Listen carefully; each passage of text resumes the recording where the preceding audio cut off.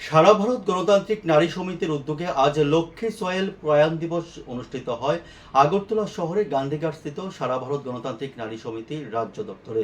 এ বিষয় নিয়ে আজ একেবারে সাংবাদিকদের সামনে আজকের দিনটির প্রেক্ষাপট আলোচনা করেন সারা ভারত গণতান্ত্রিক নারী সমিতির রাজ্য নেতৃত্ব।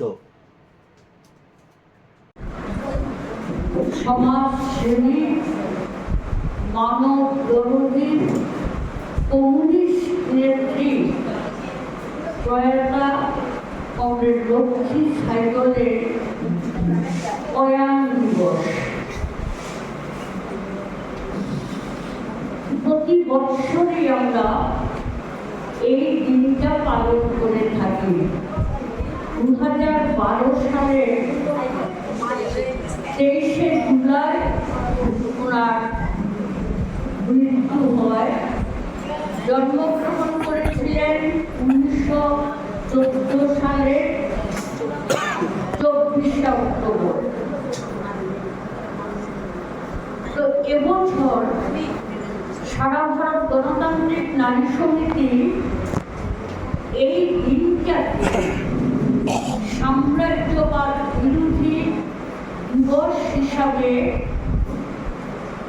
পালন করার জন্য আহ্বান জানিয়েছেন এবং সর্বভারতীয় কমিটির চিন্তাতে ছিল যে আমরা যাতে সাম্রাজ্যবাদ বিরোধী কর্মসূচি নিয়ে রাস্তায় মিছিল সমাবেশ বা স্লোগান মুখরিত বিক্ষোভ জানায়। কারণটা কি? কারণটা হচ্ছে ইসরায়েল দ্বারা আক্রমণে প্যালেস্টাইনের গাজা ভূখণ্ডে যে অমানবিক বর্বরচিত ধ্বংসলীলা চলছে তার বিরুদ্ধে প্রতিবাদ।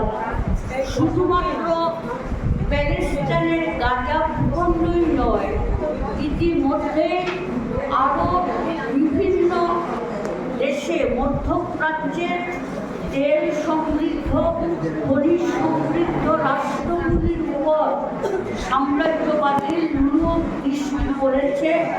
ইরানের উপর আক্রমণ সংঘটিত হচ্ছে, তুরস্ককে আক্রমণের লক্ষ্যবস্তুতে পরিণত হচ্ছে।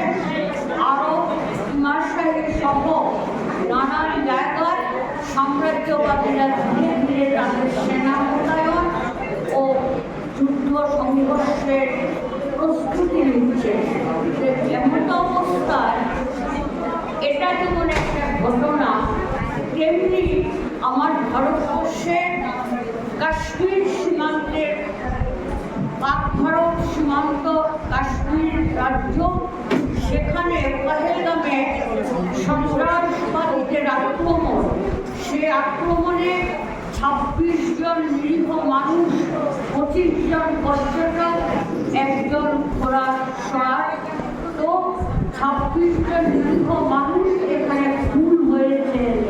এই ইস্যুকে কেন্দ্র করে পাক ভারত যুদ্ধ মহড়া এবং কাল্পনিক সমস্ত ঘটনা, পাকিস্তানের সেনাবাহিনীর উপর আক্রমণ, তাদের যুদ্ধ বিমান ধ্বংস এবং নানা ধরনের গল্প কাহিনী এগুলো প্রচার করে একটা যুদ্ধকালীন পরিবেশ তৈরি করেছে। তা আমরা আবার কি দেখলাম, যখন রাষ্ট্রসংঘের বৈঠক বসলো